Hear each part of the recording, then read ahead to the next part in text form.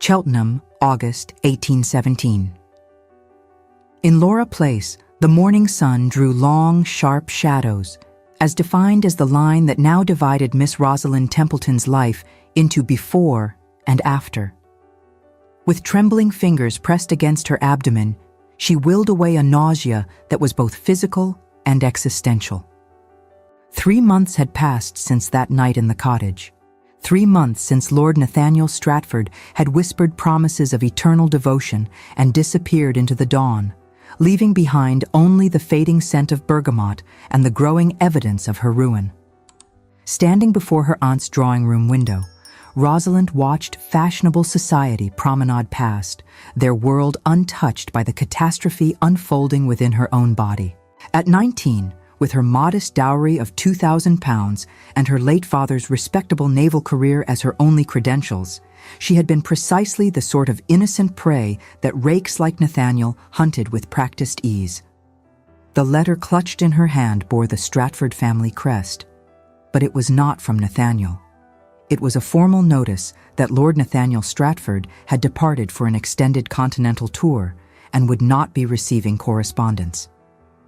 The words blurred before her eyes as the full weight of her abandonment settled like lead in her chest. If stories of redemption through unexpected sacrifice move your heart, subscribe now and stay with us. You will not want to miss what unfolds next. Rosalind? Her aunt's voice cut through the morning stillness. Mrs. Georgiana Marlbury stood in the doorway, her sharp eyes missing nothing. Not the pallor of Rosalind's complexion, nor the way her niece's hand rested protectively over her stomach. We must speak. The conversation that followed stripped away the last of Rosalind's illusions. Her aunt had suspected the truth for weeks, had made discreet inquiries, and had learned what polite society whispered but never spoke aloud, that Lord Nathaniel Stratford, second son of the Duke of Ashcroft, was a practiced seducer with a trail of ruined reputations behind him. There is only one course of action, Mrs. Marlbury pronounced, her voice tight with controlled fury. You must go to London. You must find him and demand he honor his promises, false though they were. If he will not marry you, then at the very least he must provide for the child. He said we were married, Rosalind whispered, shame burning in her throat. In the cottage, with candles and flowers. He read from what I thought was a prayer book. A pretty fiction, nothing more. Her aunt's expression softened marginally. Men like Nathaniel Stratford are skilled in the art of deception, but his family is another matter. The Stratfords are proud, ancient nobility. They will not wish this scandal attached to their name. 3 days later, Rosalind found herself on the coach to London, her small reticule containing the last of her pin money and a single address, Stratford House, Grosvenor Square. The journey passed in a blur of anxiety and mounting dread. What would she say? How did one approach a family of such elevated rank and demand recompense for seduction?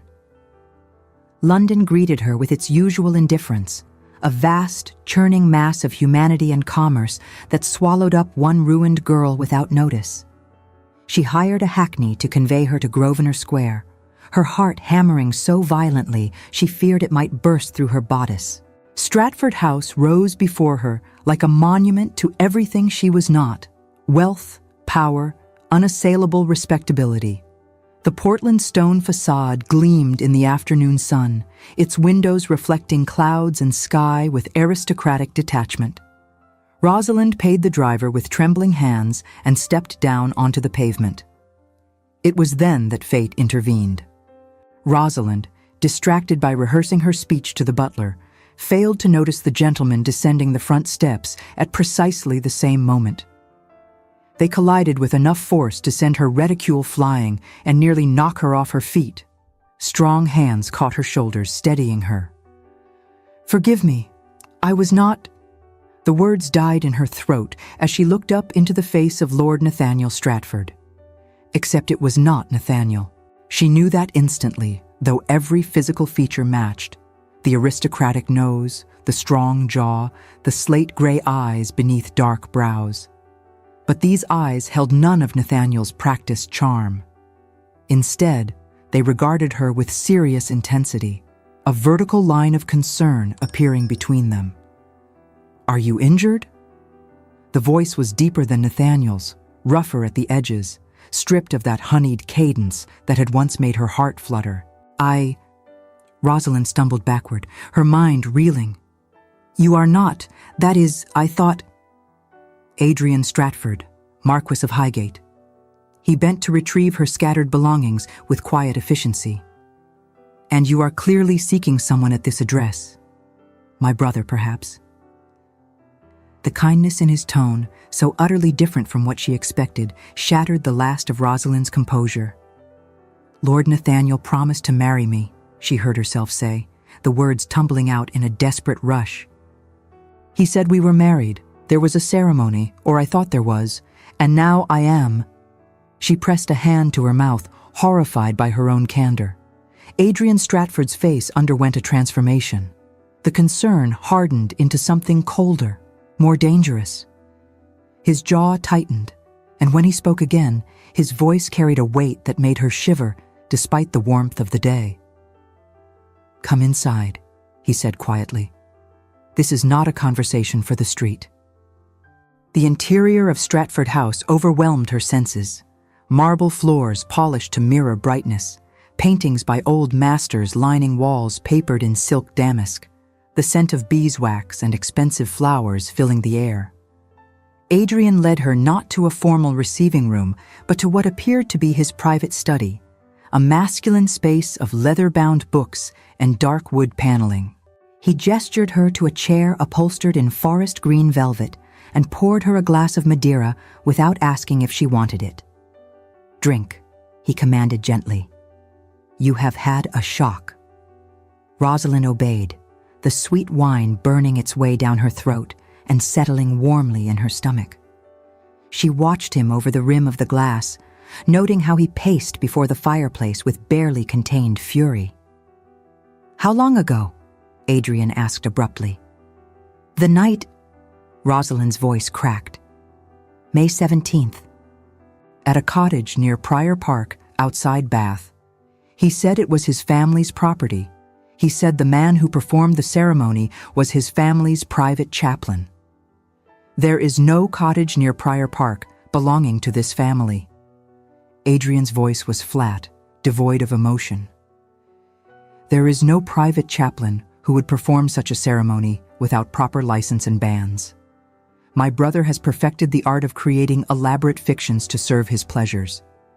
The clinical assessment of her ruin made Rosalind flinch. "I was not. That is, I did not think myself foolish or naive. You were 19 years old and an orphan."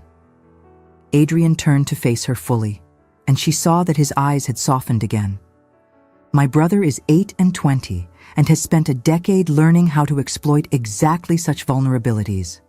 The fault is not yours, Miss Templeton. Rosalind Templeton. My father was Captain Henry Templeton of the Royal Navy." Something shifted in Adrian's expression. Recognition, perhaps, or respect for the name. "Captain Templeton was a hero at Trafalgar. I remember reading the dispatches." The unexpected acknowledgement of her father's service brought tears to Rosalind's eyes. "He would be so ashamed of me now." "He would be ashamed of my brother," Adrian corrected firmly. "Not of you." "Tell me, Miss Templeton, you are with child?" The directness of the question should have scandalized her, but Rosalind found herself grateful for his forthrightness. "Yes, 3 months gone, perhaps slightly more. My aunt suspects. Soon everyone will know." Adrian resumed his pacing, his hands clasped behind his back in a gesture that suggested intense thought. The silence stretched between them, broken only by the ticking of an ormolu clock on the mantelpiece and the distant sounds of London traffic beyond the windows. Finally, he stopped and turned to face her, with an expression of such resolve that Rosalind's breath caught in her throat. "There is a solution," Adrian said slowly. "It is not perfect, but it will preserve your reputation and provide for the child. I propose that we marry, Miss Templeton, By special license, immediately. We shall say that we met during the season, that our courtship was swift but proper, and that we chose to wed quietly before removing to Yorkshire." Rosalind stared at him, certain she had misheard. "You cannot be serious." "I am entirely serious." Adrian moved to his desk and withdrew paper and pen. "I shall procure the special license today. We can be married within 3 days at Marylebone Church. I will acknowledge the child as mine. No one need ever know the truth of its parentage." "But why?" Rosalind whispered. "You do not know me. I am nobody.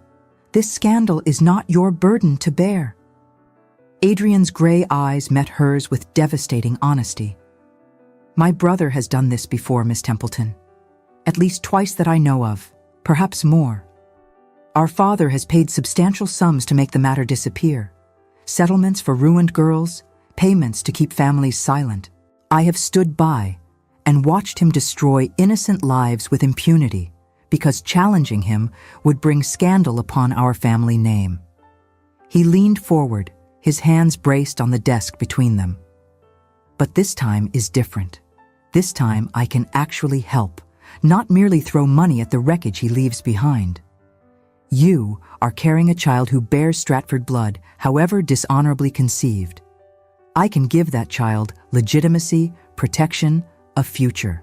And I can give you back what my brother stole, your place in society." "As your wife in name only," Rosalind said softly, understanding the unspoken terms. "A marriage of convenience." "Precisely." Adrian's expression remained neutral, professional. "I shall not force my attentions upon you, Miss Templeton. We will maintain separate chambers. You will have complete freedom to manage the household and raise the child as you see fit. I ask only that you conduct yourself with the propriety expected of a marchioness and eventually a duchess, as I am my father's heir." The offer was far more generous than anything Rosalind had dared hope for when she boarded the coach to London. Yet something in his clinical detachment made her heart ache, not for herself, but for him. "What if you fall in love?" she asked quietly. "What if you wish to marry someone else, someone you actually choose?" A shadow passed across Adrian's face, there and gone so quickly she might have imagined it. "I had a near miss with matrimony 3 years ago, Miss Templeton. It taught me that passion and romance are overrated commodities. A marriage based on mutual respect and clear expectations is far more stable than one built on fleeting emotion." The memory of Lady Cecily remained a wound not fully healed. Her passionate declarations that had proven to be mere instruments of social climbing, her tears when his father refused to approve the match due to her family's financial instability. She had married a wealthier earl within 3 months, her protestations of eternal love revealed as carefully calculated theater.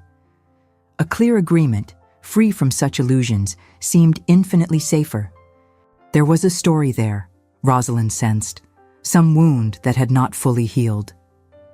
But this was not the moment to probe such vulnerabilities. She had to think of the child growing within her, the innocent life that deserved better than the stigma of bastardy. "I accept," she said, her voice steady despite the tumult in her heart. "With gratitude, Lord Adrian. I will endeavor to be a wife you need not be ashamed of." "The shame," Adrian said with unexpected fierceness, "belongs entirely to my brother. You have done nothing wrong, Miss Templeton. Remember that." The 3 days that followed passed in a surreal blur. Adrian handled all arrangements with military precision. The special license procured through connections at Doctors' Commons, a simple wedding gown of cream silk purchased from a modiste who asked no questions, rooms secured at a respectable hotel near Marylebone where Rosalind stayed with a paid companion until the ceremony. True to his word, Adrian spread the fiction of their courtship with convincing detail. He called upon Rosalind at the hotel with flowers and books, playing the role of attentive suitor should any observers be watching. His manner remained courteous but distant, a performance designed to create the appearance of respectability while maintaining the emotional boundaries they had agreed upon. On the morning of her wedding, Rosalind stood before the mirror in her hotel room and studied her reflection. The cream silk gown was beautiful in its simplicity, embroidered with tiny seed pearls at the bodice and sleeves. Her chestnut gold hair had been dressed simply, with a few curls framing her face and a small coronet of silk flowers tucked into the arrangement. She looked like a bride. She did not feel like one. The ceremony at Marylebone Church was brief and businesslike. The vicar, an elderly man with kind eyes, seemed genuinely pleased to be uniting what he believed to be a love match. Adrian's responses were clear and firm, while Rosalind's voice trembled only slightly as she repeated her vows. When the vicar pronounced them man and wife, Adrian kissed her forehead with the same brotherly affection one might show a sister. There was nothing romantic in the gesture, nothing that suggested this was anything more than a legal contract between two pragmatic individuals. After signing the register, they emerged into the afternoon sunlight as Lord and Lady Adrian Stratford, Marquess and Marchioness of Highgate. A carriage waited to convey them to the coaching inn, where they would begin the journey north to Yorkshire and Silverton Manor, Adrian's principal estate. The journey took 3 days, with stops at coaching inns along the way. Adrian secured separate rooms at each stop, maintaining the fiction of propriety even when no one was watching. During the long hours in the carriage, they spoke little. Rosalind staring out at the changing landscape, Adrian reading correspondence or studying estate documents. Yet despite the silence, Rosalind found herself observing her new husband with growing curiosity. He was nothing like Nathaniel. Where Nathaniel had been all practiced charm and honeyed words, Adrian was reserved, almost stern in his formality. But there was kindness in him too. She saw it in the way he ensured she had every comfort, in how he instructed innkeepers to provide her with whatever she required, in the gentle courtesy he showed her even when no one else was present to observe. On the 3rd day of travel, as the carriage climbed into the Yorkshire hills, Adrian finally broke the silence. "Silverton Manor has been in my family for 6 generations, he said, his gaze fixed on the passing scenery. It is isolated.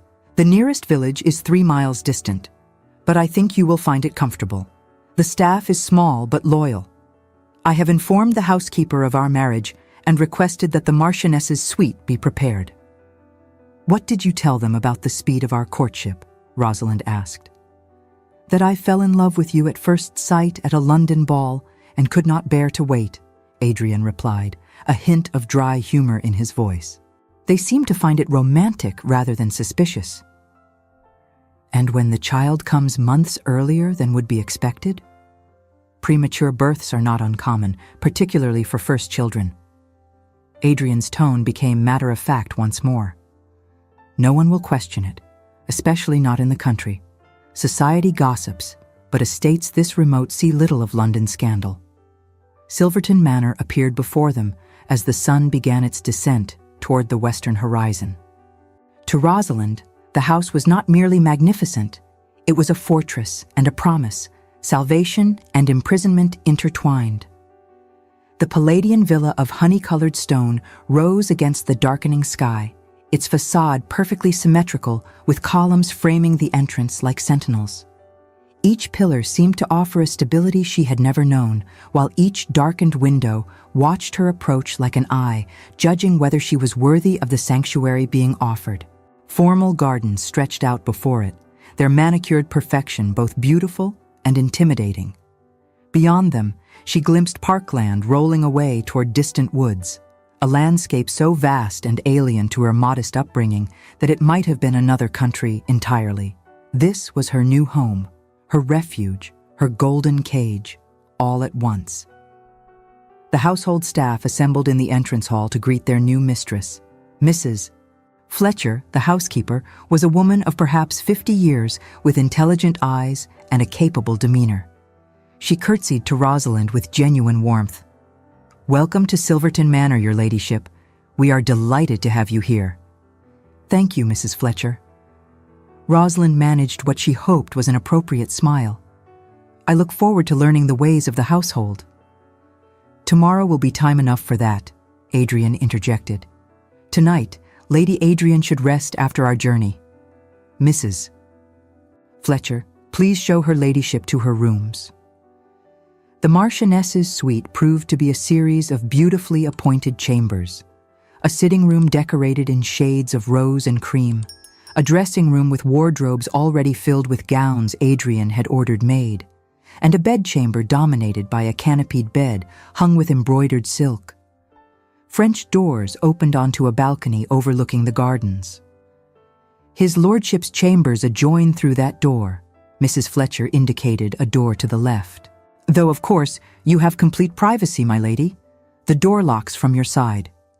The implication was clear. Adrian had instructed his staff that this was to be a conventional marriage in appearance only. Rosalind felt an unexpected pang of something she could not quite name. Gratitude, certainly, but also a strange sense of loneliness. That night, lying alone in the grand bed, Rosalind placed both hands on her abdomen where the child, Nathaniel's child, though the world would never know it, grew steadily larger. In 4 or 5 months, she would hold a baby in her arms. Adrian's generosity had given her child legitimacy, safety, a future free from shame. But what kind of life awaited them here? A marriage without love, a household built on necessary deception, a child who would grow up believing Adrian was his father when in truth, Rosalind pushed the thought away. Adrian was this child's father now, in every way that mattered. He had chosen to claim this baby as his own. That choice, she understood with sudden clarity, was worth more than any blood connection. She must make this arrangement work, for the child's sake and for Adrian's, who had sacrificed his freedom to save them both. The first weeks at Silverton Manor established the pattern that would define their marriage. Adrian rose early, breakfasted alone, and spent his days managing the estate, riding out to inspect fields and tenant farms, closeted with his steward discussing accounts, corresponding with his man of business in London regarding investments and parliamentary matters. Rosalind, meanwhile, threw herself into learning the management of a great house. Mrs. Fletcher proved an invaluable guide, teaching her the intricate dance of running a household with 15 servants, managing menus and inventories, overseeing the still room and laundry, coordinating with the gardeners and groundskeepers. They dined together each evening, formal meals served in the grand dining room where they sat at opposite ends of a table that could seat 20. Adrian inquired politely about her day. Rosalind responded with equal politeness. They discussed neutral topics, the weather, improvements needed to the estate, news from London that arrived in week-old newspapers. What they did not discuss was the growing evidence of her pregnancy, which by October had become impossible to conceal. Her gowns, cleverly designed by the modiste Adrian had engaged, accommodated her expanding figure while maintaining propriety. The household staff accepted the situation without comment. A young bride expecting a child was hardly scandalous, even if the timing seemed somewhat swift. It was during this period that Rosalind began to glimpse the man behind Adrian's reserved facade. She noticed how he personally visited each tenant family when one of their children fell ill, how he remembered the names of every person who worked on the estate, how he sat up late into the night reviewing the account books to ensure no one under his care went without necessities. She observed, too, the moments when his careful composure slipped. Once, when a letter arrived from London bearing his father's seal, she saw his hand tremble before he broke the wax. Another time, discovering her in the library one afternoon, he had paused in the doorway with an expression of such profound loneliness that her heart ached for him. "Forgive me," he had said quickly. "I did not mean to intrude on your privacy." "It is your library, my lord," Rosalind replied gently. "You could never be intruding." "Adrian," he corrected after a moment. "When we are alone, you may call me Adrian. The formality seems unnecessary in our circumstances. Then you must call me Rosalind." He had nodded, a small smile touching his lips. The first genuine smile she had seen from him. "Rosalind, it suits you. It means beautiful rose, does it not?" "My father chose it," she said softly. He said I was born during the rose season and was as beautiful as any flower in his garden. He was not wrong. The words seemed to surprise Adrian as much as they surprised Rosalind. He cleared his throat, his formal demeanor reasserting itself. I will leave you to your reading. From the partially opened library door, Mrs. Fletcher observed the Marquis depart with a genuine smile transforming his usually serious features, an expression she had not witnessed since he was a boy, before his mother's death had cast its long shadow over Silverton Manor. She smoothed her apron with a nod of approval, her experienced eyes recognizing what others might have missed. The girl will do him good, she murmured to herself, satisfied. She has brought the light back to this house. But something had shifted in that brief exchange. The walls between them had not fallen, but perhaps a door had opened, just slightly. As autumn deepened into winter, Rosalind found herself seeking Adrian's company more deliberately. She began taking tea in the library during the hours she knew he worked there. She asked his opinion on household matters that she could have decided herself. She learned to read the subtle shifts in his expression, the tightening around his eyes that meant a tenant was struggling, the satisfaction when a new agricultural technique proved successful, the barely perceptible softening when he spoke of his mother, who had died when he was 12. And Adrian, despite his determination to maintain emotional distance, seemed equally unable to resist the slow gravitational pull drawing them together. He began timing his return from his estate rounds to coincide with her afternoon walks in the garden. He brought her books he thought she might enjoy. When she mentioned missing the sea, she had spent her childhood in Portsmouth. He arranged for her to visit the Yorkshire coast, accompanying her on a day trip to Scarborough, where the cold December wind whipped her hair and made her cheeks flush with color. Thank you, she said, as they stood on the cliff overlooking the gray expanse of the North Sea. I know this adds another journey to your already full schedule. It was no trouble. Adrian's voice was gruff. You have given up much to be here. The least I can do is ensure you are not entirely miserable. Rosalind turned to look at him fully, studying his profile as he gazed out at the waves. I am not miserable, Adrian. You have been extraordinarily kind. Kindness is a low bar for a marriage, he muttered. Perhaps, but it is more than many women receive from their husbands, arranged or otherwise. He looked at her then, really looked at her, and Rosalind saw something flicker in his gray eyes, something warm and almost hungry before he shuttered it away. We should return to the carriage, he said abruptly. The cold cannot be good for you in your condition. The moment passed, but Rosalind carried the memory of that look with her through the winter weeks that followed. By January, her confinement began in earnest. The baby had grown large enough that walking became difficult, and Mrs. Fletcher insisted she limit her activities. A lying-in chamber had been prepared, a warm, comfortable room filled with all the necessities for childbirth and recovery.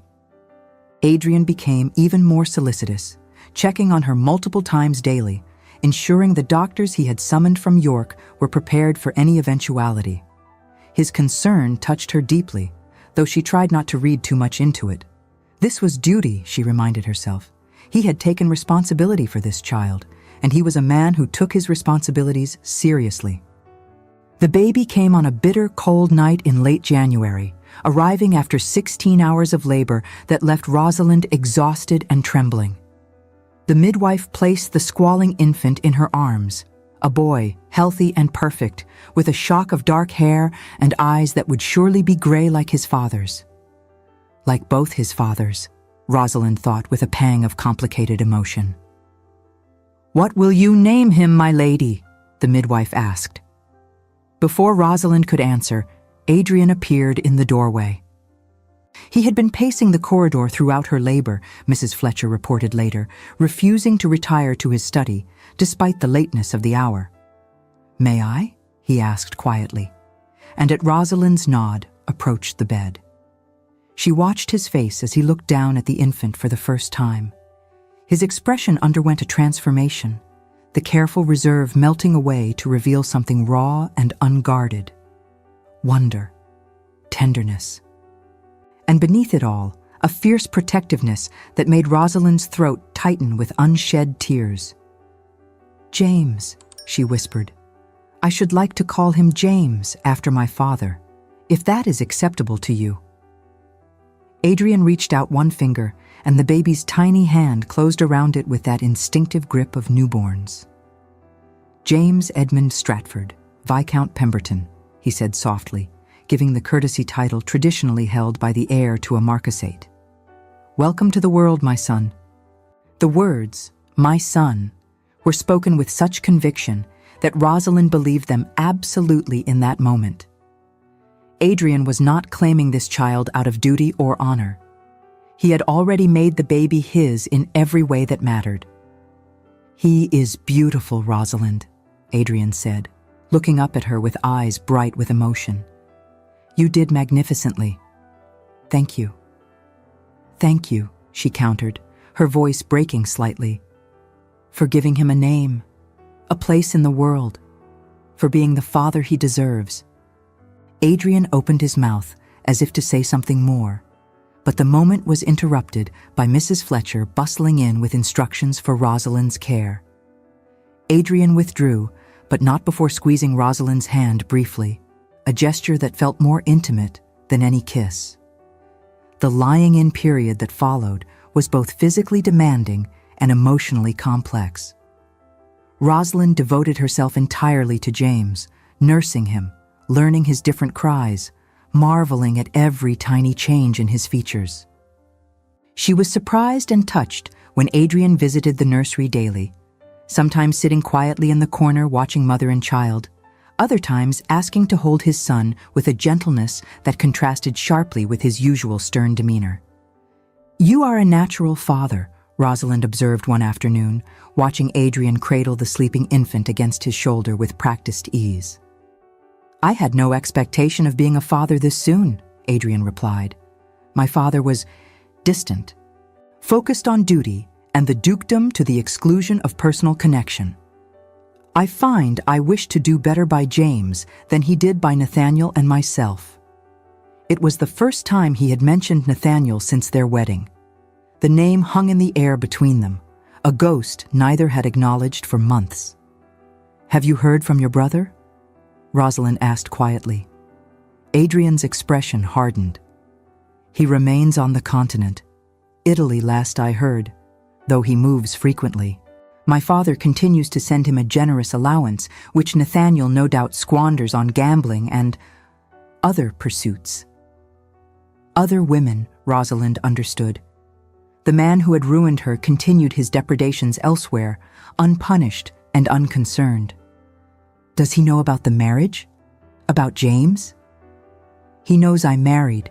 I wrote to inform him as courtesy demanded. I did not explain the circumstances or the haste." Adrian's voice was flat. "He sent congratulations and a rather expensive gift I donated to charity." The casual cruelty of it, Nathaniel living his life of pleasure while she and Adrian built something real and substantial from the wreckage he had left behind, made Rosalind's chest tighten with anger. But when she looked at James, sleeping peacefully against Adrian's shoulder, the anger transformed into something else. Gratitude, even a strange sort of gladness.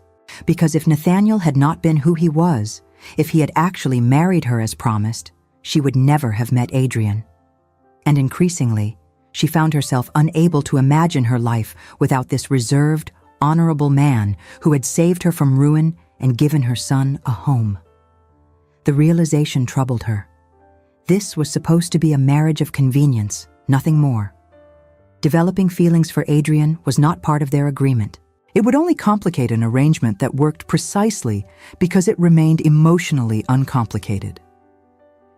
Yet, she could not seem to control the way her heart lifted when he entered a room, or the warmth that spread through her when he smiled at something James did, or the longing that kept her awake at night in her solitary bed, wondering what it might be like if Adrian crossed through that locked adjoining door and claimed her as his wife in more than name only.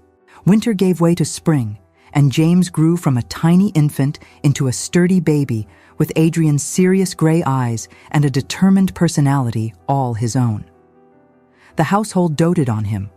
The young Viscount was petted and admired by every servant, particularly Mrs. Fletcher, who knitted him an endless supply of tiny garments. Adrian, who had initially maintained careful boundaries, became increasingly hands-on as a father. He insisted on helping with bath time, on taking James for walks through the gardens, often carrying the boy himself when the nursemaid was not present, a sight that charmed the entire staff, on reading to the baby from history texts and poetry collections, even though James was far too young to understand. "It is never too early to develop an appreciation for literature," Adrian said with mock seriousness when Rosalind teased him about it. "He is 5 months old, Adrian. He appreciates milk and sleep in that order." "Then I am preparing him for future appreciation." Adrian's lips quirked in that small smile that transformed his entire face. "One must think long-term in matters of education." Rosalind laughed, and Adrian's smile widened. These moments of shared humor had become more frequent as the months passed, the walls between them gradually eroding through daily proximity and shared purpose. It was easy, Rosalind discovered, to fall in love with a man who treated her with respect and kindness, who devoted himself to her child as if the baby were truly his own flesh and blood, who asked her opinions on estate matters and actually listened to her suggestions, who brought her wildflowers from his rides and left them on her breakfast table without comment. She tried to be circumspect about her growing feelings, fearful of disrupting the delicate balance of their arrangement. But she suspected Adrian knew anyway. She caught him watching her sometimes with an intensity that suggested his own emotions were not as controlled as he pretended. Early June brought with it summer's warmth and a fussiness in James that Rosalind initially attributed to teething. The crankiness, however, did not abate with the usual remedies. By afternoon, what had seemed like ordinary infant irritability transformed into something far more alarming. James refused his milk, his small body growing limp and unresponsive in her arms. By evening, he was burning with fever. "Mrs. Fletcher!" Rosalind's voice cracked with terror as she ran from the nursery. "Send for the doctor immediately! Something is wrong with James!" The household exploded into action. Adrian, working in his study, appeared in the nursery within moments. The doctor, summoned from the village, arrived within the hour but could offer little beyond cold compresses and prayers. Fever in infants was unpredictable, he explained gravely. They could only wait and hope the child's constitution proved strong enough to fight whatever illness had seized him. That night began a vigil that would last 3 days. Rosalind refused to leave James's side, sitting beside his cradle through the endless hours, bathing his fevered body with cool water, trying desperately to get him to take even a few drops of milk. The baby, who had been so robust and healthy just hours before now, lay frighteningly still, his breathing shallow and rapid, his skin hot to the touch. Adrian stayed with them. He did not hover or offer false reassurances. Instead, he sat in the chair opposite Rosalind, his presence steady and solid, taking his turn with the cold compresses when exhaustion made her hands shake too badly to continue. On the second night, when James's fever spiked dangerously high and his breathing became alarmingly labored, Rosalind finally broke. "He cannot die," she whispered, tears streaming down her face. "Adrian, he cannot die. He is everything. He is innocent and perfect, and he will not die." Adrian moved to kneel beside her chair, taking her trembling hands in his larger, warmer ones. "Do you hear me, Rosalind? He will not die. He is strong. He is a Stratford, and we are survivors. But if he does—" The words choked her. "If he does, it will be my fault. My sin visited upon an innocent child. God is punishing me. Stop." Adrian's voice was fierce, almost angry. "God is not punishing anyone. Babies become ill. It is terrible and frightening, but it is not divine retribution for some imagined transgression. You have done nothing wrong, Rosalind. Do you understand? Nothing. She wanted to believe him, but fear had stripped away all her defenses, laid bare the guilt she had carried since that night in the cottage with Nathaniel. I let him seduce me, she whispered. I believed his lies. I was foolish and weak. You were young and trusting. Adrian cupped her face in his hands, forcing her to meet his eyes. My brother is a practiced predator who has perfected the art of deception. You are no more to blame for what he did than a lamb is to blame for the wolf that hunts it. But James is my son. The words were spoken with absolute conviction. Not by blood, perhaps, but by choice, by love. I chose to be his father, Rosalind. I chose to give him my name, my protection, my devotion, and I will not lose him. We will not lose him. The raw emotion in Adrian's voice broke through Rosalind's despair. She clutched at his hands like a drowning person grasping a lifeline. I am so frightened. I know. Adrian pulled her into his arms, and she buried her face against his shoulder, finally allowing herself to accept the comfort he offered. I am frightened too, but we will face this together. You are not alone anymore, Rosalind. You have not been alone since the day you collided with me on that street in London. They held each other through that long night, united in their fear and their fierce determination to will James back to health through sheer force of love. Dawn broke on the third day to find Rosalind dozing in her chair, Adrian's coat draped over her shoulders. She woke with a start, her eyes immediately going to the cradle where James lay. The baby's eyes were open. The frightening flush had faded from his cheeks, and when he saw his mother, he made a small sound, not quite a cry, but a noise that suggested hunger rather than distress. Adrian! Rosalind barely dared breathe as she reached into the cradle. Adrian, the fever has broken. Adrian, who had fallen asleep in his chair, jolted awake. For a moment, he simply stared at the baby in Rosalind's arms, as if afraid to believe. Then he rose and crossed to them, placing one hand gently on James's forehead. Cooler, he confirmed, his voice rough with exhaustion and relief. Significantly cooler. James, apparently annoyed at having his meal delayed by unconsciousness, began to fuss in earnest. Rosalind laughed, a sound somewhere between joy and hysteria, and pressed her face to the baby's dark hair. He is hungry. He wants to eat. That is a good sign, is it not? An excellent sign. Adrian's hand came to rest on her shoulder, and she leaned into the touch without thinking. He is going to be fine, Rosalind. He truly is. As James nursed with determined efficiency, proving beyond doubt that his appetite had returned in full force, Rosalind looked up at Adrian. He had not shaved in 3 days. His cravat hung loose around his neck, his waistcoat was unbuttoned, and his hair stood up in disordered spikes from running his hands through it. He looked nothing like the composed, impeccably groomed Marquess she had married. He looked instead like a man who had spent 3 days terrified of losing someone he loved. Adrian, she said softly, I need to tell you something. He met her eyes, and she saw that his defenses had been stripped away as thoroughly as hers during the long vigil. The careful reserve was gone. Everything he felt was written plainly on his face: fear, relief, and beneath it all, an emotion that made her breath catch in her throat. I love you, Rosalind said simply. I know that was not part of our arrangement. I know you married me out of duty and honor, not affection, but I cannot keep pretending anymore. These past months, watching you with James, living beside you, learning who you truly are beneath all that careful formality, I have fallen in love with you, completely, irrevocably. She rushed on before he could speak, needing to say it all. I do not expect you to return the feeling.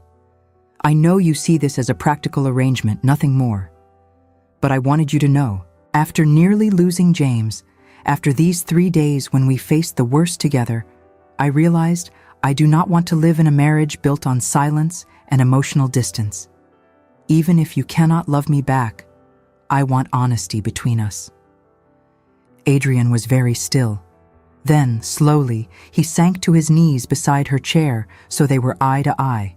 "Rosalind," he said, his voice hoarse, "do you truly believe I could spend these months living beside you, watching you mother our son with such devotion and grace, seeing your kindness to the servants and tenants, listening to your laughter, observing your courage and resilience, and not fall utterly, desperately in love with you?"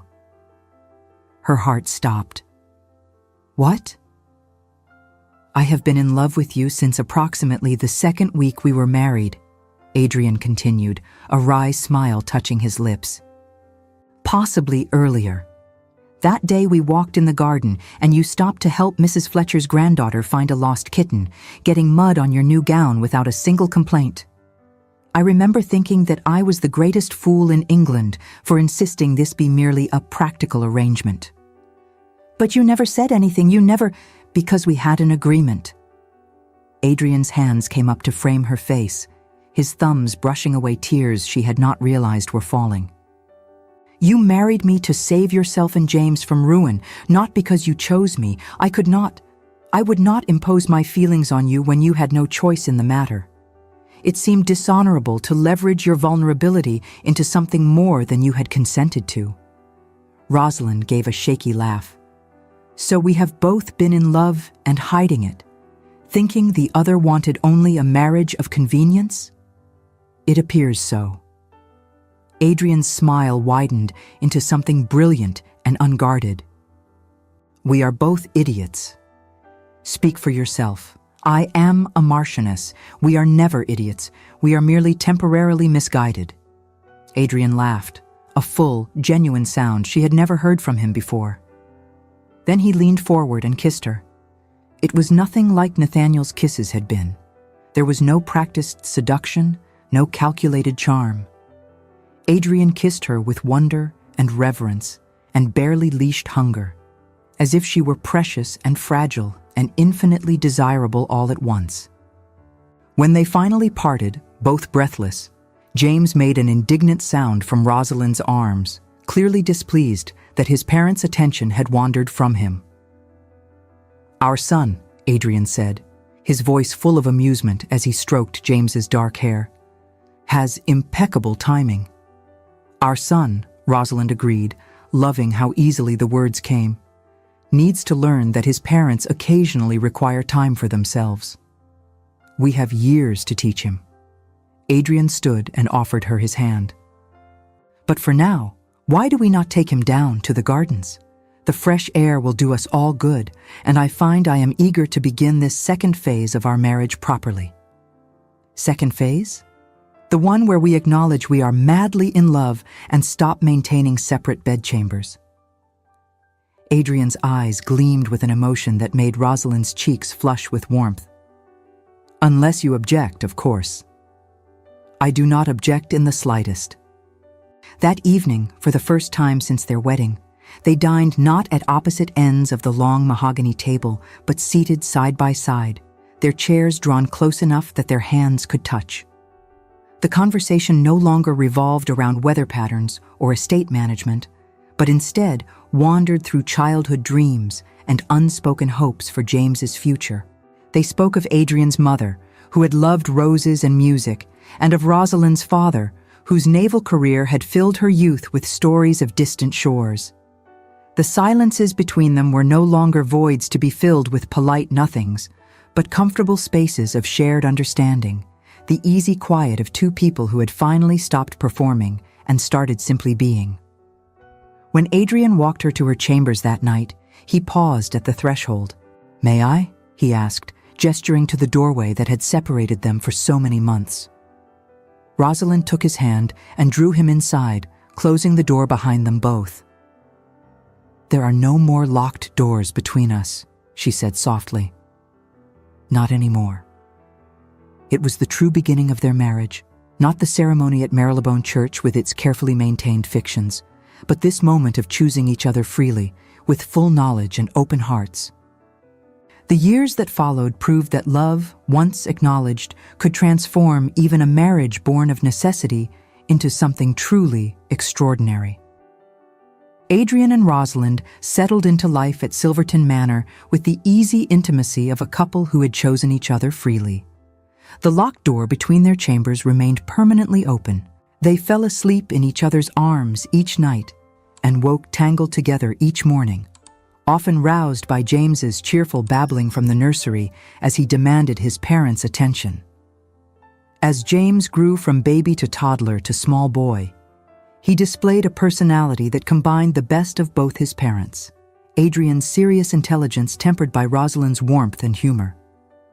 He had Adrian's gray eyes and dark hair, and as he matured, the physical resemblance to the man he called father became even more pronounced, as if love and daily proximity could somehow shape features more powerfully than blood. Nathaniel's letter arrived when James was 3 years old. Adrian opened it at breakfast, his expression darkening as he read. Without a word, he passed it to Rosalind. The letter was brief and characteristically self-centered. Nathaniel had grown bored with continental life and intended to return to England. He would be visiting Silverton Manor in 3 weeks, eager to meet his brother's wife and heir. Rosalind's hand trembled as she set the letter aside. "What will we do?" "Nothing." Adrian's voice was firm. "He will visit, stay perhaps a week as propriety demands, and then depart again. He knows nothing of the circumstances of our marriage. To him, you are simply his brother's wife, and James his nephew. But when he sees James, he will see a 3-year-old child who bears a strong resemblance to our family. Nathaniel has never shown particular interest in children. I doubt he will look closely enough to recognize any specific features as his own." Adrian was right. Nathaniel arrived in June, as fashionably dressed and charming as ever, and showed remarkably little interest in his nephew beyond a perfunctory pat on the head and a comment that the boy seemed healthy enough. What disturbed Rosalind more was watching Nathaniel interact with Adrian. The brothers were physically identical, the same height and build, the same aristocratic features, but the differences in character were so profound that Rosalind marveled she had ever mistaken one for the other, even briefly. The moment of greatest terror came on the second evening, when Nathaniel, bored by adult conversation, suddenly turned his attention to James. Before Rosalind could intervene, he had scooped the 3-year-old up, holding him at eye level with the careless confidence of someone unaccustomed to children.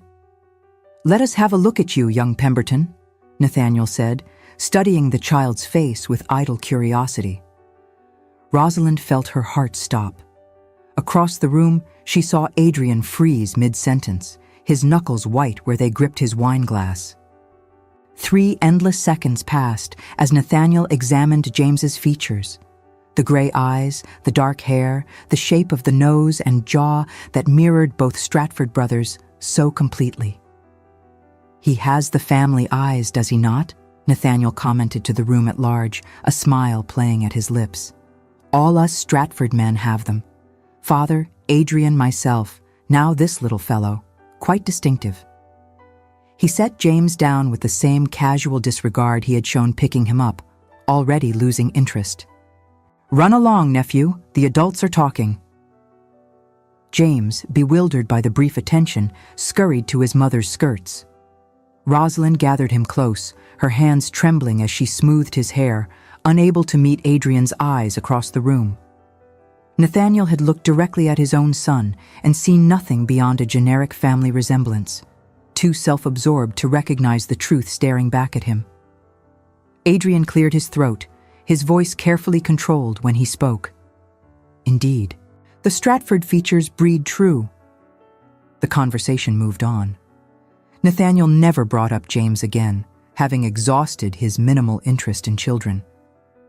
But that night, after James was safely asleep in the nursery, Adrian came to Rosalind's chambers, the first time he had done so uninvited. "That was—" he began, then stopped, running both hands through his hair in uncharacteristic agitation. "Terrifying," Rosalind finished for him. "I thought my heart would stop beating." He looked right at him. Adrian's voice was rough with emotion, right at his own son, and saw nothing. "Because he is your son, Adrian, in every way that matters, James is yours. Nathaniel saw a Stratford child because that is what James is. Your heir, your son, bearing your name and raised with your values. She moved to stand before him, taking his face between her hands. Blood means nothing without love and commitment. You know that. Adrian pulled her into his arms, holding her with a desperation that spoke to how deeply the moment had shaken him. I cannot lose him, he whispered into her hair. I cannot lose either of you. You will not, Rosalind promised. We are yours, and you are ours. Nothing Nathaniel does or does not see can change that. Where Adrian was steady and thoughtful, Nathaniel was restless and mercurial. Where Adrian listened with genuine interest to others' conversation, Nathaniel dominated every discussion with stories of his exploits abroad. Where Adrian showed respect and consideration to every servant, Nathaniel was casually dismissive, treating the staff as props in his performance of aristocratic superiority.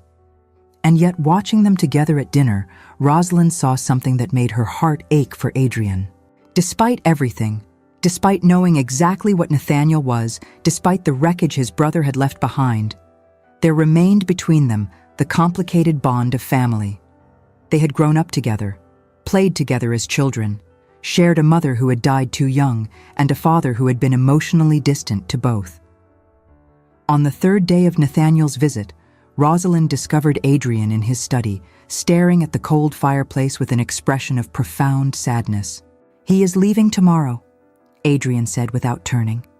Returning to London, then likely to the continent again. He finds country life insufferably dull. Rosalind moved to stand beside him, slipping her hand into his. You wish things were different between you. I wish he were different. Adrian's voice was heavy with old grief. When we were boys before our mother died, Nathaniel was not this. He was bright and funny and full of dreams. We used to plan adventures together, imagining all the things we would do when we were grown. What changed him? Our mother's death, perhaps. Our father's indifference, certainly. Nathaniel was always the charming one, the one who could make people laugh, while I was serious and dutiful. Father needed a responsible heir, so he focused all his attention on shaping me into the perfect future duke. Nathaniel. Nathaniel was largely ignored, given money and freedom, but no real guidance or affection. Adrian turned to look at her fully. I am not excusing what he did to you, Rosalind. His actions were unconscionable, and he bears full responsibility for them. But I cannot help thinking that if things had been different, if someone had truly seen him and valued him as more than merely the spare, he might have become a better man. Perhaps. Rosalind squeezed his hand. But Adrian, you cannot save him from himself. You cannot force him to want to change or to acknowledge the harm he has done. Some people are content to remain as they are, regardless of the damage they cause to others. I know. Adrian pulled her into his arms, resting his chin on top of her head. It is simply difficult to watch someone you love destroy themselves slowly. The next morning, Nathaniel departed with promises to visit again that both brothers knew he would not keep. He kissed Rosalind's hand with practiced gallantry and tousled James's hair with casual inattention, entirely oblivious to the truth that stood plainly before him. After the carriage disappeared down the drive, Adrian gathered James into his arms and held him close. You look like me, he told his son seriously. Did you know that? Mama says I have your eyes, James replied, reaching up to touch Adrian's face with typical 3-year-old curiosity. You do. Adrian's voice was thick with emotion. And you have my determination and my mother's kindness that I inherited, and your mama's wonderful laugh. You are exactly who you are meant to be. Rosalind, watching them, felt tears prick her eyes. Adrian had long since stopped thinking of James as anything other than his son. The circumstances of the boy's conception had become irrelevant, a footnote in a story that was fundamentally about choice and love rather than accident and obligation. They never saw Nathaniel again. 2 years later, word reached them from the British Embassy in Rome that Lord Nathaniel Stratford had been killed in a duel over a gaming debt. He was 33 years old. Adrian grieved quietly, more for the brother Nathaniel might have been than for the man he had become. Rosalind held him through the worst of it, offering comfort without judgment, understanding that love for family was complicated and did not require the beloved to deserve it. James, who had no real memories of the uncle he had met once at age 3, accepted the news with the philosophical detachment of a 5-year-old. "Does this mean I will be Duke someday?" he asked with interest. "Eventually," Adrian confirmed. "When I am very, very old and you are a grown man with children of your own. Will I be a good Duke? You will be an excellent Duke." Adrian ruffled his son's dark hair. "Because you will remember that a title is not about power or privilege, but about responsibility to those who depend on you." "Like you do," James said with simple confidence. "I want to be like you, Papa." The words were arrow straight to Adrian's heart. He pulled James into a fierce hug, and Rosalind saw him blink rapidly, fighting tears. Later that night, in the privacy of their bedroom, Adrian spoke the thought that had been haunting him since the news of Nathaniel's death. What if James asks someday? What if someone tells him the truth about his parentage? Rosalind considered the question seriously. "Then we will tell him the truth ourselves, that his biological father was a man who made terrible choices, but that you chose to be his father in every way that matters, that love and commitment, not blood, make a family. And if he is angry, if he feels deceived, then we will weather his anger together and remind him that every decision we made was to protect him and give him the best life possible." Rosalind took Adrian's face between her hands. "James is your son, Adrian. He has been since the moment you first held him and called him yours. Whatever challenges come, we will face them as we always have, together." Adrian kissed her with gratitude and love and a passion that had not dimmed in 5 years of marriage. "I do not deserve you," he murmured against her lips. "Nonsense. I am exactly what you deserve. A woman stubborn enough to love you despite your tendency toward noble martyrdom."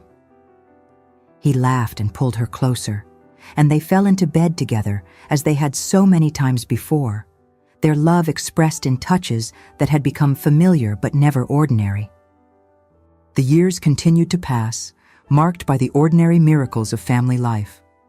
Rosalind gave birth to 4 more children, Eleanor, then William, then Margaret, and finally little Thomas, who arrived when Rosalind was 32 and declared himself satisfied with his family size.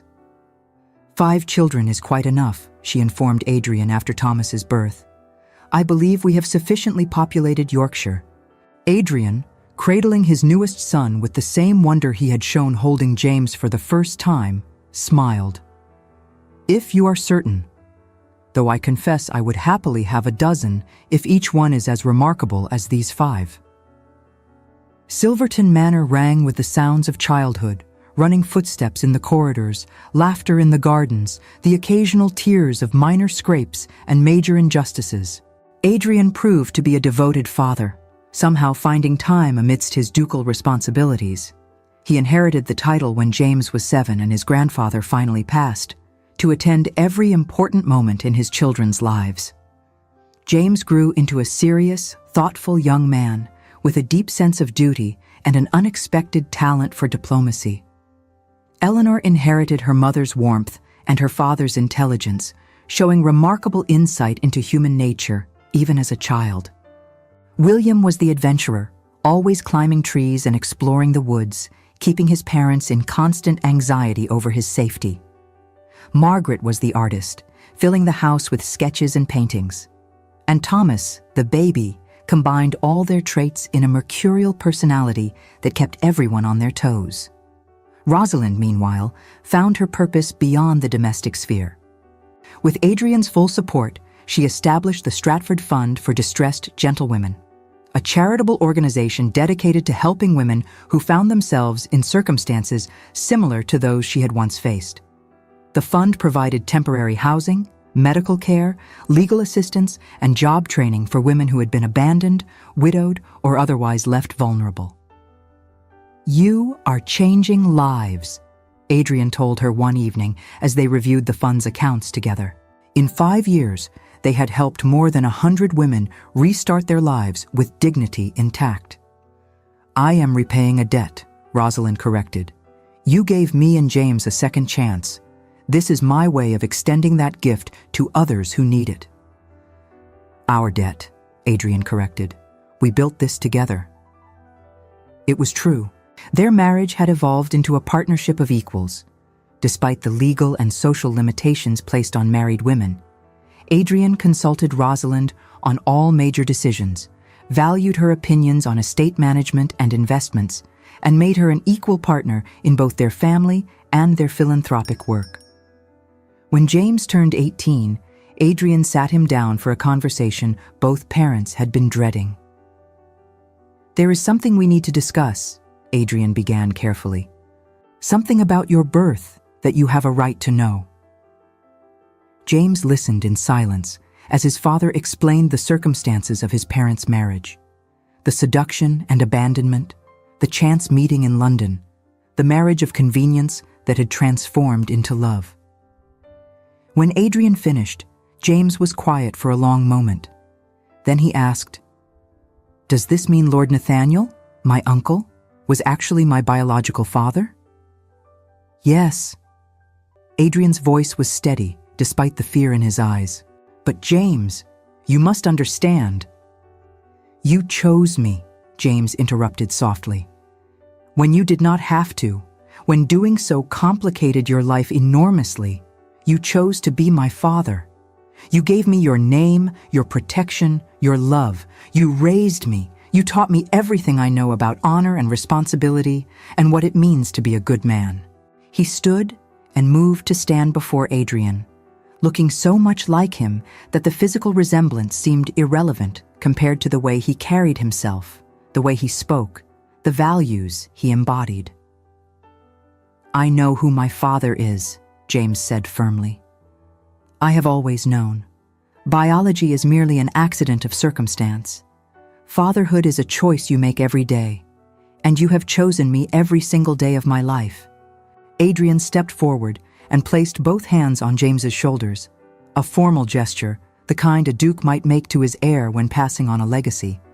But his eyes conveyed the unconditional love of a father for his son. "And I know who my son is," he said, his voice thick with emotion and pride that no bloodline alone could ever bestow. "You are mine, James. You have always been mine." James pulled his father regardless of blood, into a fierce embrace. "I would choose you again," Adrian said hoarsely, "every time, without hesitation."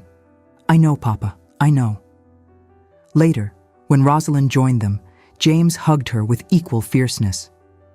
"Thank you," he whispered into her hair, "for being brave enough to go to London that day, for giving me a father who actually deserves the title." The three of them stood together in the library that had witnessed so many important moments in their family's history, bound not by biology, but by something far stronger, love deliberately chosen and consistently reaffirmed. 20 years after that cold January day, when a frightened young woman had collided with a serious young lord on a London street, Rosalind stood in the drawing room of Silverton Manor, surrounded by her family.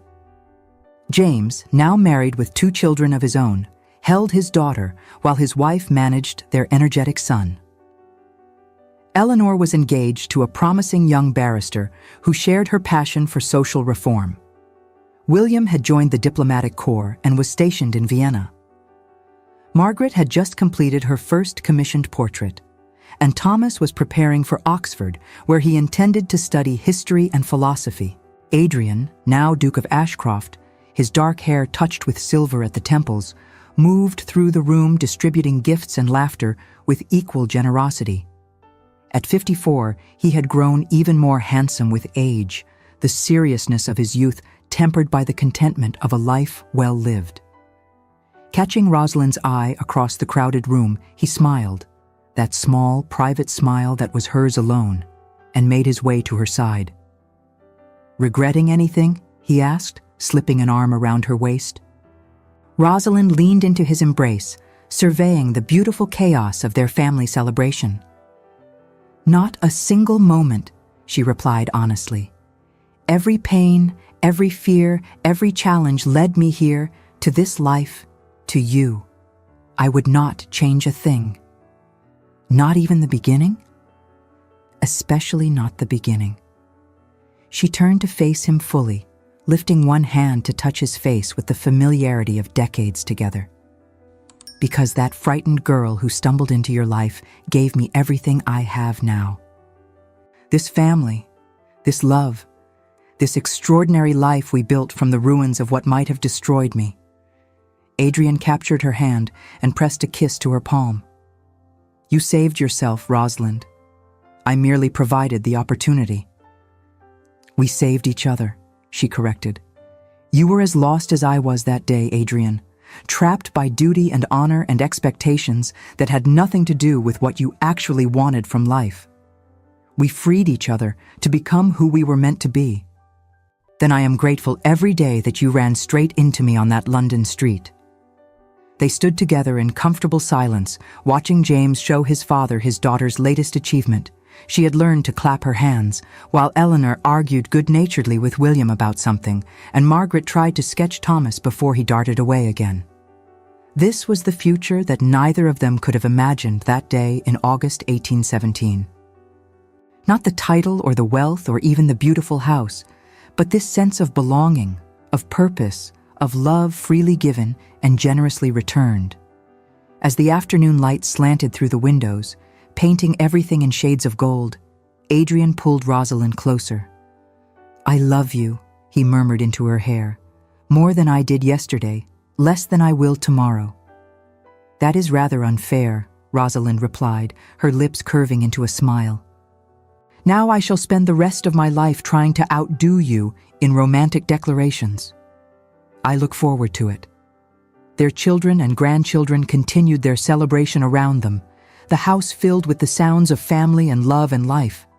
Rosalind closed her eyes and breathed in the moment, committing it to memory, not because she feared losing it, but because it was so perfectly, completely right that she wanted to remember how it felt to stand at the center of something beautiful that she and Adrian had built together, piece by piece, choice by choice, day by day. Outside, the Yorkshire hills rolled away toward the horizon, constant and enduring. Inside Silverton Manor, a family forged not by blood alone, but by love and dedication, celebrated another year of their extraordinary journey together. And in the quiet spaces between laughter and conversation, if one listened carefully, one might hear the echo of a promise made 20 years earlier. A promise that honor and courage and love could transform even the most unpromising beginning into something miraculous. Dear listener, sometimes the worst thing that happens to us becomes the doorway to our greatest blessing. Like Rosalind, you may be facing circumstances that feel shameful or ruinous. Situations where you were deceived, where you trusted the wrong person, where your innocence was exploited. Perhaps you carry the weight of choices that were not entirely your own, or the burden of consequences you never imagined facing. But remember this: your past does not define your future. The mistakes you made or that were made against you do not determine your worth. What matters is what you choose to do next, how you respond to adversity, how you allow yourself to be loved and supported by those who see your true value, even when you cannot see it yourself. Adrian taught us that real love is not about possession or passion alone. It is about choosing someone every single day. It is about seeing another person's wounds and choosing to help them heal rather than exploiting their vulnerability. It is about commitment that deepens over time rather than the intensity that burns hot and fast before consuming itself. If you are struggling tonight, if you feel defined by your worst moment or your deepest shame, know this: you are so much more than what happened to you. You are capable of transformation. You are worthy of love that chooses you deliberately and stays committed through difficulty. You are strong enough to build something beautiful from even the most painful beginnings. Thank you for staying with us through this entire journey. If Rosalind and Adrian's story moved you, if you believe in love that redeems and transforms, please like this video, subscribe to our channel, and share this story with someone who needs to hear it. Your support allows us to continue creating stories that celebrate resilience, honor, and the extraordinary power of love to heal even the deepest wounds. Together, we keep these stories alive.